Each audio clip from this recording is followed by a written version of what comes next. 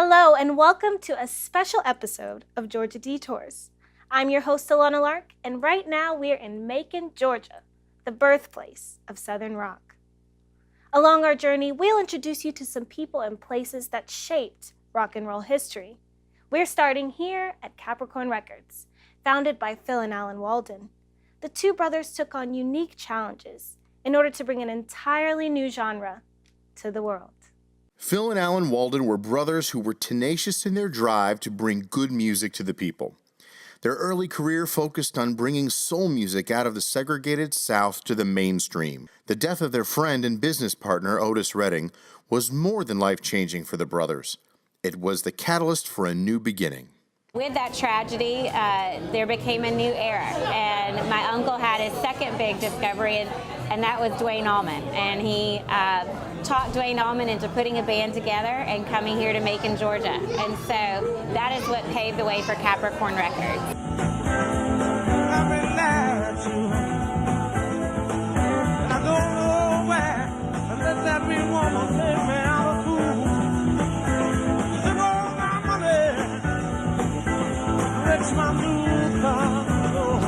The Allman Brothers were unlike any band in popular music at that time.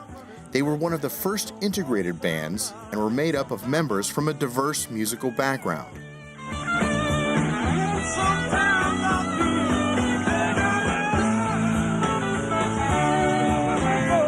And it was a new direction, and it was a tough battle because, again, it was something no one had ever heard before.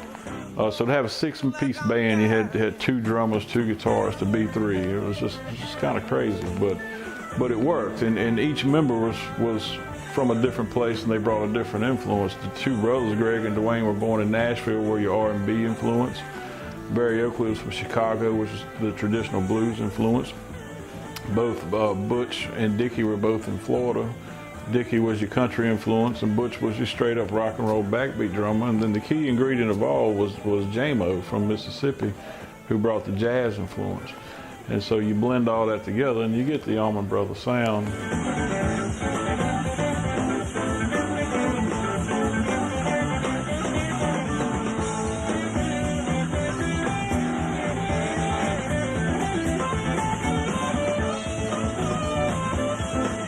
The Allman Brothers' sound was amazing, but the question still remained as to whether or not the audiences were ready for it. In the early years, the band struggled. At times, they didn't even have enough money to eat. It was during one of these times that a lifelong friendship began. Mama Louise Hudson and Mama Inez Hill started H&H Restaurant. And one day in walked a couple of guys, but they were long-haired, hippie guys, super skinny. And as Mama Louise recalls, they looked really hungry. And they told her that they didn't have any money for their food at the time, but that they were going to be going on the road. And when they got back, they would pay her back. And so she said they looked so hungry that she gave them some food. And when they got their 2 plates of food, they're like, okay, guys, come on in. And then the rest of the band came in, and they were all eating off of these 2 plates of food. So she said she made sure everybody got fed. Sure enough, they went on the road, they came back, and they paid her back. And that was the Allman Brothers band. Well, it formed this beautiful friendship where they started calling her Mama Louise and Mama Inez. And as the band grew, so did this restaurant. They always made sure they took care of her. She would eventually go on the road with them and when they were huge and famous and be their official cook.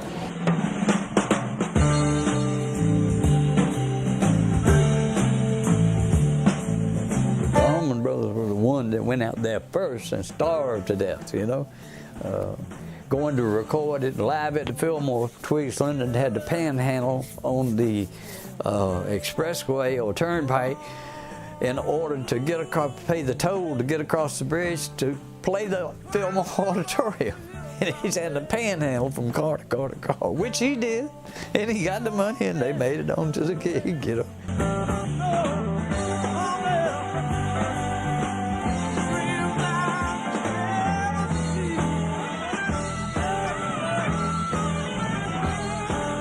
Because of the ingenious way that Phil Walden managed his artists, it wasn't long before the Allman Brothers' music began to rise on the charts.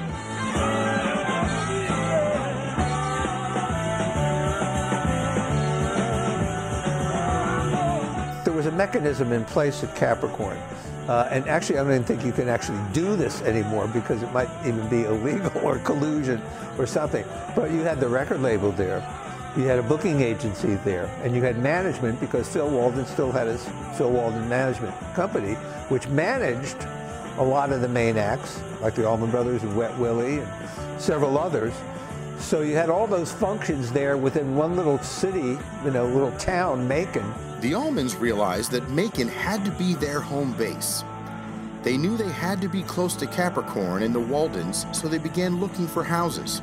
It was Barry Oakley's family that found what would be one of the most iconic crash pads in rock and roll history.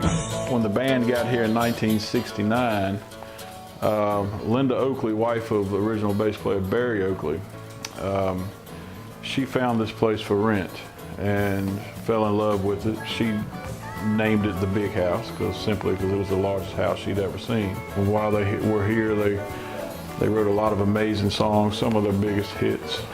Midnight Rider was written here. Please Call Home was written here, which is about the house, a song about home.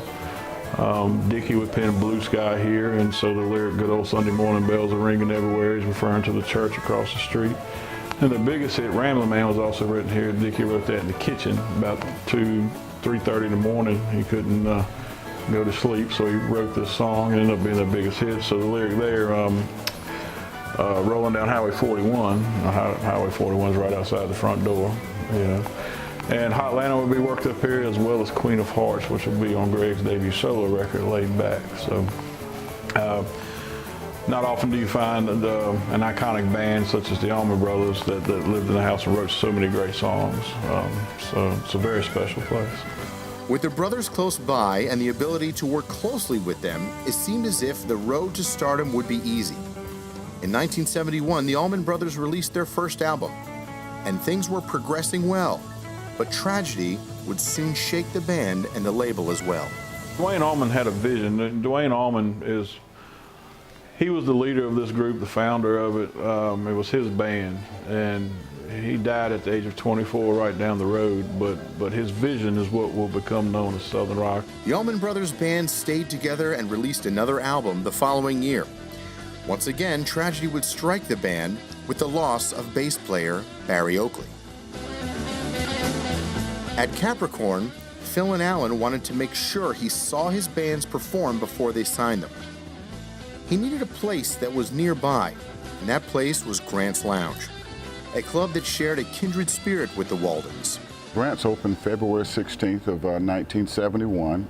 My father opened the club after working for several years out at Idle Hour Golf and Country Club, which was a very exclusive white club that, very expensive to be a member. And he was a bartender out there. So when he opened Grant's, he was it was sort of known as a white club that was owned by a black man in 1971. And that was sort of an interesting phenomenon at that time because everything was segregated. And of course, Phil Walden started booking his bands here at Grant's, so that they could get a chance to hear them record them rather at Capricorn. And of course, after that happened, Grant sort of became famous as the place that a lot of these groups got their start. Grant sort of became the audition nightclub for the label.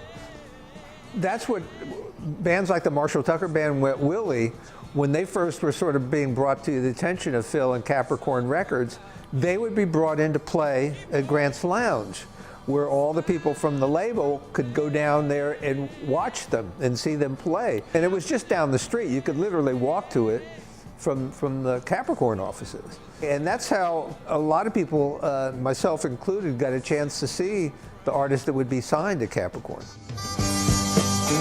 There are 4 genres of music that actually came out of Macon, Georgia. Rock and roll. You had Little Richard, who was from Macon. And then you had soul. Otis Redding is from Macon. And then you had funk music. And of course, that's James Brown, who claims Macon as his home. And then the last is Southern rock, which is where blues music and country music came together here at Grant's and created that genre of Southern rock, which is, celebrated all over the world now. So that's a lot of music history. you know, for a little city like Macon, and also for a little humble place like Grant's Lounge. You just hanging out in the local bar. The Grants may not have known it, but this little club in downtown Macon would be the host to some of the largest touring acts in music history, and many of them trace their roots back to Grant's Lounge. Well, at that time, we didn't realize that history was being made. Tom Petty, who is a very well-known artist today, came and played here at Grant's for a week with a group called Mudcrutch, and he was trying to get Phil Walden to come down and hear him. But we didn't know at that time that he was going to be as famous as he is today to actually do the halftime show for the NFL. You know, and of course Cher was here, the Allman Brothers played here, the Charlie Daniels Band, the Leonard Skinner bands. We just had a lot of groups to come through, and they sort of used this as their launching pad. A lot of them were successful, so a lot of them were not. But that's sort of how Grant sort of got its name, or its fame, I should say. Phil Walden had a plan to grow the label through the joining together of his artists on the road. It was a formula that showed instant success. As the Allman Brothers broke, started going out on the road, playing more tours, playing bigger venues, they would bring the Marshall Tucker Band out on the road with them as their opening act. So what this did was, A, it got the Marshall Tucker Band exposed to a much wider audience, the perfect core audience that you'd want to reach out to them for what they were playing, and they got to make more money. It was the perfect setup for then Marshall Tucker to develop their own audience, because they were getting a chance to play in front of all these big audiences and great target audiences to expand their fan base. It was sort of like a Major League Baseball team having minor league club that you nurture, and players that you nurture and bring them up, and then they become in the big leagues. What Capricorn brought to Macon, with all the publicity, the positive publicity that it brought to it, and all the attention that it was bringing, really opened up things for the city of Macon. So Macon embraced the label eventually. Our office was right across the street from, like, the police department, number one, and the mayor's office was just down the street from us. The mayor of Macon at the time, Ronnie Thompson, who was kind of notorious, used to come by all the time and hang out, and so, you know, he gave us his blessing. So Capricorn became a very hip place to be. You know, it's kind of like being a made man, you know, doing what I did in the city of Macon, because we had a lot of clout because of what Phil was able to do. And there was a lot of money coming in. So it was helping the economy there, and more people were being hired, more bands were being signed that were bringing money into the city of Macon. So we became, you know, popular. The label took off and quickly became the place to go for Southern bands to get discovered and launch their careers. In order to celebrate the success of Capricorn, the label would put on a yearly picnic. Which started out as just a very small, minor, low-key affair where Phil and Frank invited bands and people associated with the label and other folks out there around the country to be a part of it. And eventually it became this huge, big deal. I mean, to get invited to the Capricorn barbecue was a heavy ticket. We had people come from all over the world to that. And you know, the year that Jimmy Carter ran for president, he came to Macon to the barbecue right in the thick of the campaign. So in '76, in our barbecue, which was towards the latter part of the summer, just before the election, Jimmy Carter came there, you know, with the whole entourage of camera crews and everything. So that one year at the barbecue, we had Jimmy Carter there. We also had Andy Warhol, who came there, was doing filming. We also had Don King, who was probably the biggest boxing promoter in the world at that time there at that barbecue. So those were some of the people that came. Capricorn was at its height of success. Phil was signing several bands, and the label was growing at a rapid rate. But Allman saw problems on the horizon. Phil and I, like I said, we started having difference of agreement in what we want to do. I mean, he wanted to continue to sign tons of acts. Well, I maintained that if we take one act and pursue it to the fullest, I'd make enough money, almost as much money as you can handling all those acts, you know? I'm going to take one band. I kept my overhead down. It was me. My company was my office was my briefcase. I didn't worry about insurance payments and is the lights on or anything. I just closed my briefcase and I was closed for the day, you know. And as long as I had a telephone, I was in business. And I showed that to Phil one day. He probably had 125 or 20, maybe as many as 129 employees. And I'm up there with him. I said, well, see, it's getting late. I said, let me close my office down. And I clicked that briefcase, closed it down. I said, no insurance payments. Lights are off. I'm going home, big brother. Be sure and take care of your lights. Okay. After leaving Capricorn, Allman began auditioning bands. One afternoon, he auditioned 13 different bands. It was the last band that got his attention, and it was all because of one song. One song, Free Bird, turned it into the national anthem. I mean, Free Bird and Stairway to Heaven swapped back and forth as the #1 song of the year on the FM for over 12 years. If I leave here tomorrow,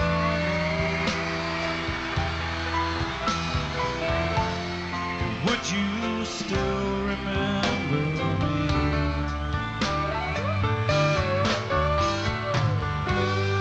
I must be traveling on now,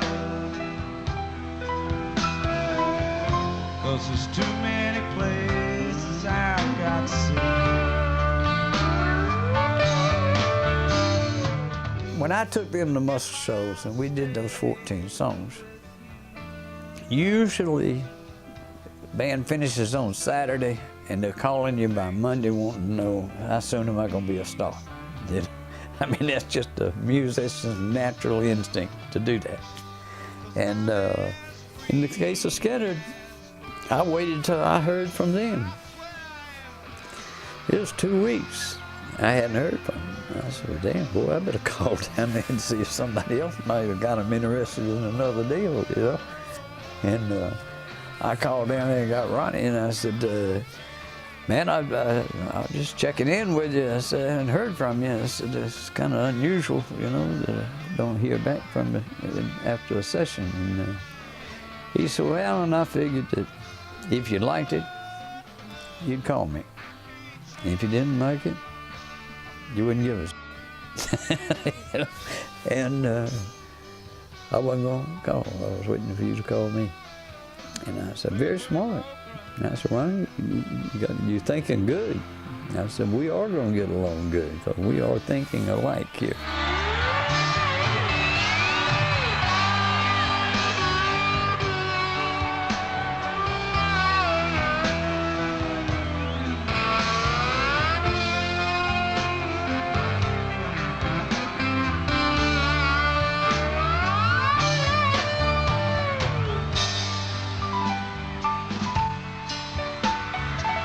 Billy Powell up here now.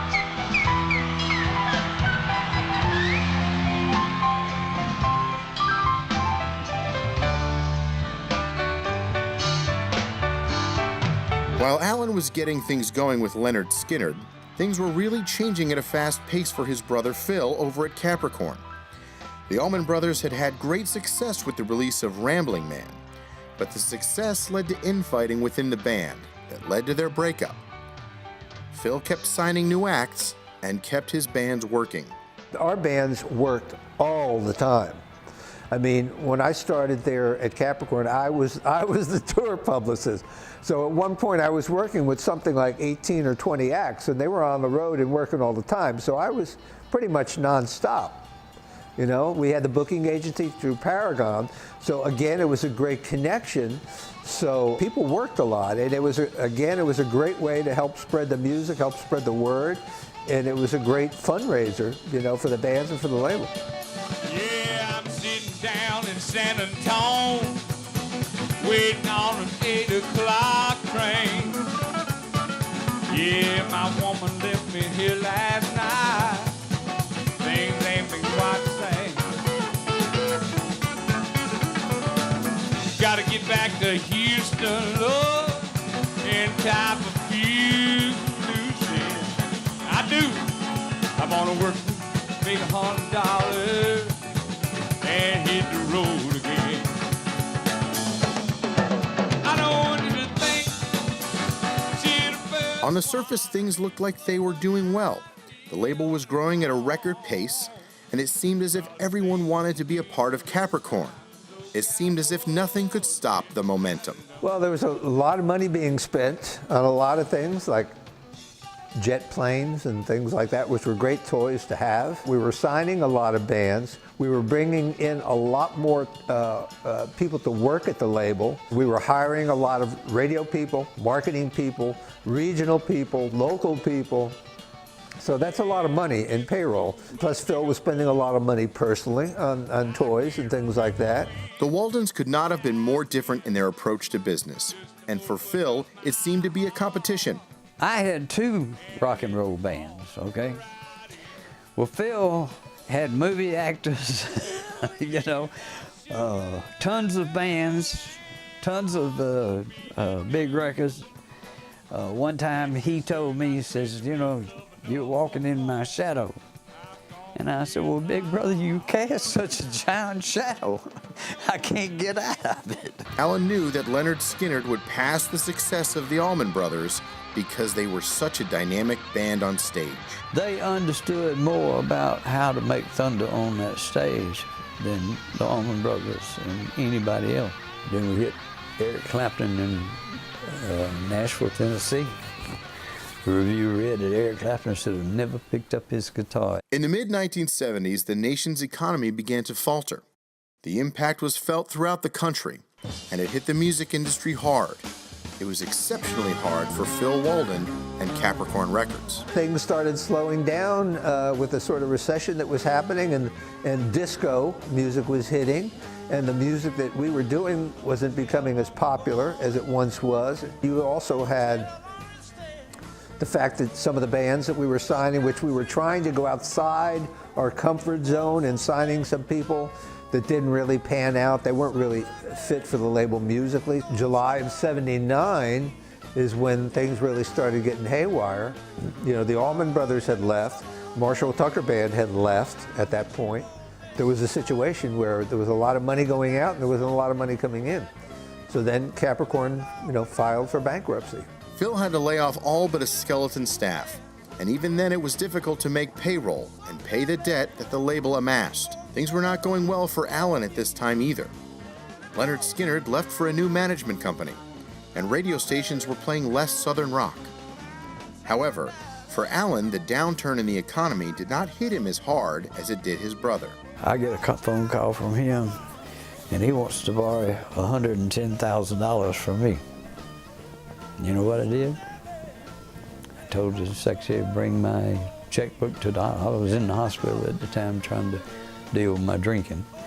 And I got my secretary to bring my checkbook up there, wrote him a check out for $110,000 and had her deliver it to him.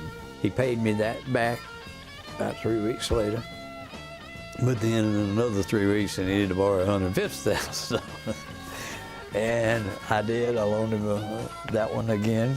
Took all the funds out of my company, just stripped me of my overhead, everything, you know. And turned out he could not pay me back, so he had to give me real estate and antiques and cars and things like that to pay the debt. So he did, you know, and I did get something out of it, you know. Even though their reign in the music world was a season cut short, the music the Walden Brothers brought to the world has stood the test of time. Some believe there will never be anyone that will be able to match what they did. I don't know if anybody, quite honestly, could have come along, if you look back at history, and wound up doing anything close to what Capricorn did. I mean, there would have been a great loss to the music business in general, not just in the South, not just in Georgia, but the world. My family had this amazing story, this amazing legacy, and growing up here, you don't quite realize it until you go away and you take a look back and you see that this music's made its way through every part of American history.